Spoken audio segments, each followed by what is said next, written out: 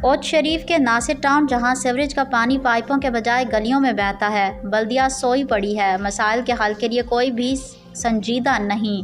मोहतरम नाजरीन, आप इस वक्त देख रहे हैं जोया न्यूज़ नेटवर्क प्लस और मैं हूं सादिया बतूल। नासिर टाउन के गली मोहल्लों में पानी नहीं, पूरा नाला बह रहा है। इन ख्यालात का इजहार अहलियान नासिर टाउन ओच शरीफ ने किया। उनका कहना था कि शायद म्यूनसिपल कमेटी ने यहाँ बोटिंग फेस्टिवल शुरू कर दिया है। गलियों में चलने के लिए जूते नहीं, कश्ती चाहिए, और सांस लेने के लिए मास्क नहीं, ऑक्सीजन सिलेंडर दरकार है।